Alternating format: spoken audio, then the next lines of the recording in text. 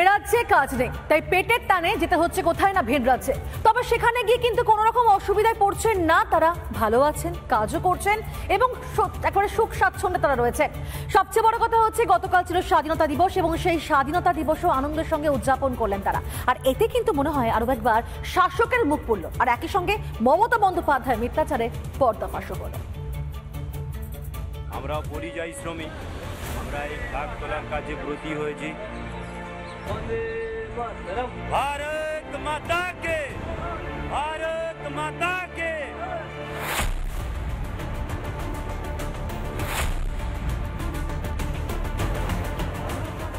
মিথ্যের বেশাতি, বোকা বানিয়ে ভোট টানার চেষ্টা, ফের ফাঁস মমতার মিথ্যাচার। এবার স্বাধীনতা দিবসে প্রমাণ মিলল দক্ষিণ ভারতের তামিলনাড়ু থেকে।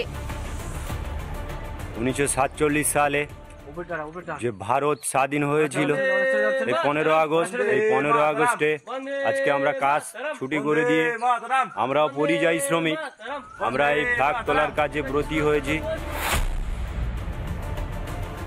কাজ করি তামিলনাড়ুতে, বাজারে টাজারে সব বাংলায় কথা বলে আসলাম, কোনো অসুবিধা হয়নি। ভোটার তালিকা নিয়ে নাড়াচাড়া শুরু হতেই মিথ্যাচার শুরু করে তৃণমূল। ওদের ওপর অত্যাচার বন্ধ করো, আমরা যদি সবাইকে আশ্রয় দিতে পারি তোমরা কেন পারো না? দিল্লিতে একটা বাঙালি কলোনিতে গিয়ে বলা হয়েছে 1 মাসের মধ্যে বাংলা ছাড়ো। কিন্তু এসব মিথ্যাচার তাসের ঘরের মতো ভেঙে পড়তে শুরু করে।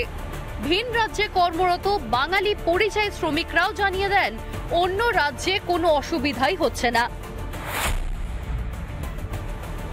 দিল্লি যাচ্ছি কাজ করতে, আমরা অনেকদিন ধরে কাজ করছি একটা কোম্পানিতে, বেশ ওখানে অন্য কোনো অসুবিধা নাই, বাঙালি বলে কোনো নাই, কোনো ভেদাই নাই।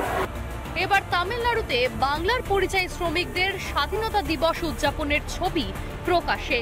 সুন্দরবনের প্রত্যন্ত এলাকার বাসিন্দারা জানাচ্ছেন তারা তামিলনাড়ুতে কাজ করছেন, বাংলায় কথা বলছেন, এতটুকু অসুবিধা হচ্ছে না।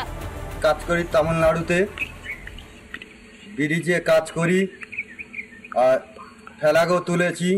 আজকের আনন্দেতে বাজারে টাজারে সব বাংলায় কথা বলে আসলাম, অনেক দূর থেকে ঘুরে ঘুরে আসলাম, কোনো অসুবিধা হয়নি। মুখ্যমন্ত্রী শুনতে পেলেন? বাঙালি আবেগে সুরসুরি দিয়ে ভিন রাজ্যে বাঙালিদের ওপর অত্যাচারের মিথ্যাচার এবার অন্তত বন্ধ করুন, না হলে 26-এ সব পড়ায় গন্ডায় বুঝে নেবে জনতা। রিপাবলিক বাংলা। ভারত মাতা কে।